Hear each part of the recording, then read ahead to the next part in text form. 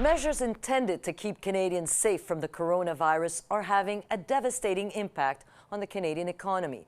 Tourism is shut down, restaurants and stores are closing, companies like auto manufacturers and airlines have laid off thousands of people.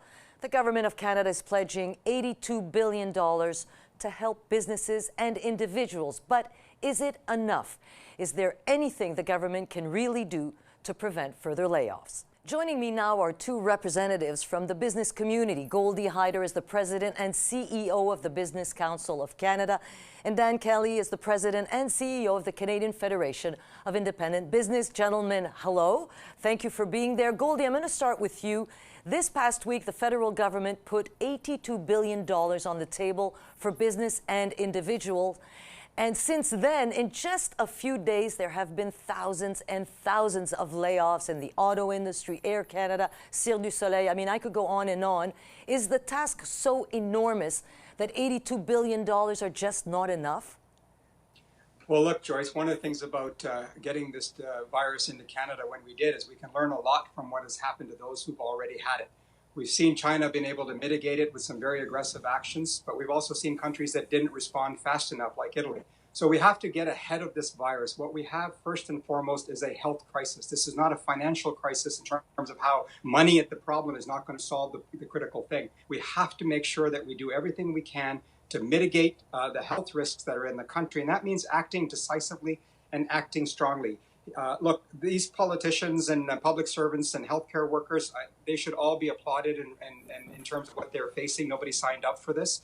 But history will judge you if you underreacted, not if you overreacted. The money that's come out so far represents less than 3.5% of our GDP spend. Germany and Spain and UK are well over 14 to 16% of their GDP spend. So are we going to need more investments? Of course we are. Do I expect more investments? Yes, I do. But we first need to mitigate the health crisis, and that's something that I think we have to get our heads around in terms of how to do that as one country, not as 10 provinces and 3 territories and a federal government.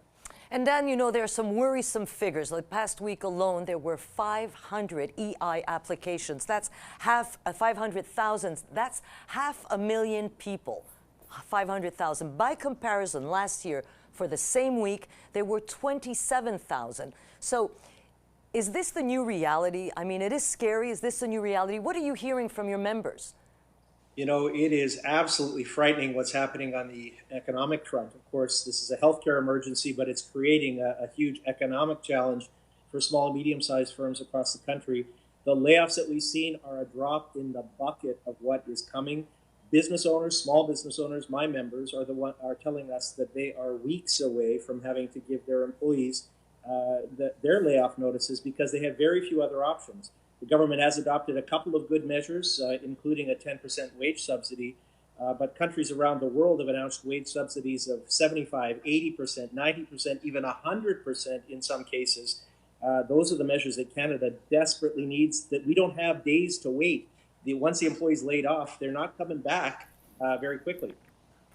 Goldy, of those $82 billion we were talking about, $55 billion is tax deferral. So it seems that it's extending the pain until August. Now, does that really spell relief for your members?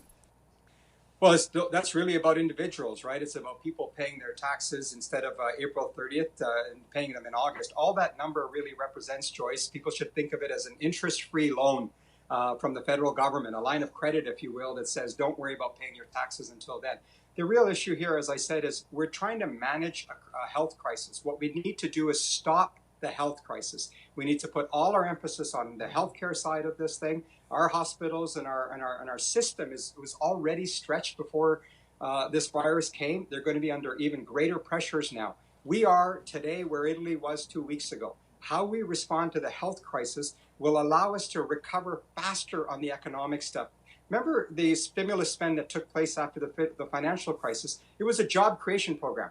We don't need a job creation program today. We're going to need one soon enough. But what we really need is to make sure that people are able to get their essentials, their food, their medicines and so forth. So let's contain the health crisis. And on that part, I think we need decisive, strong, go big type leadership from the federal government to effectively consider declaring a public health emergency and allowing us to do everything we can to mitigate the health risks so that we can make the investments in the economy and the economic recovery sooner rather than having to wait to see how this all plays out.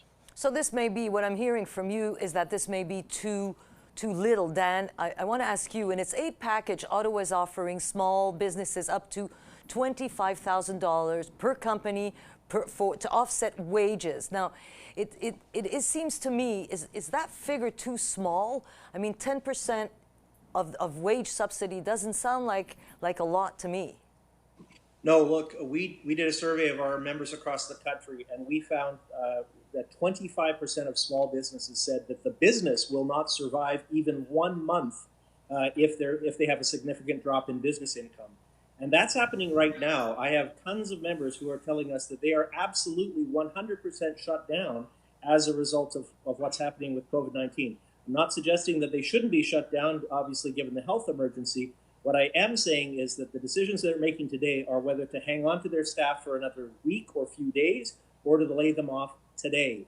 That 10% figure really needs to be 75, 80%, as was announced just on Friday from the UK government, in order to stave off unemployment. My main goal right now is to keep employees with their businesses through this crisis, even if the employee is not needed, even if they're 100% idle. If we can do that, once the emergency phase is over, those employees will go back to work and our recovery will be an awful lot quicker than if they're laid off, put on unemployment. And the personal stress that has on the worker who has received an unemployment notice, gosh, that we can avoid if we can keep them attached to their employers. Joyce, if I can just say what Dan is saying applies to small business, medium business, and large businesses as well. And we are seeing it in other countries. Denmark, Ireland, Sweden, Japan, and others have gone to essentially not creating new programs. Let's make it really easy. Pay the employer to keep the employees. The burden on people's financial situation should be relaxed a little bit when you consider the relief on mortgages, rent payments. They're not going to be driving their cars as much. They're certainly not going out to eat or catch a show. So the financial requirements that people are going to be having is less than what they normally would have.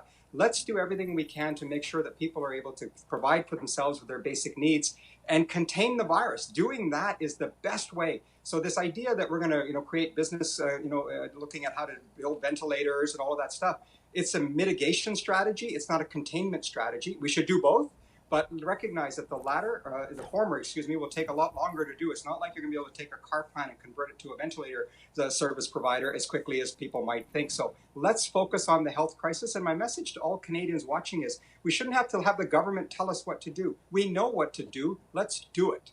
I know that we will be talking about this for a little while longer. Thank you, Goldy, Hyder, and Dan Kelly. Thank you for this.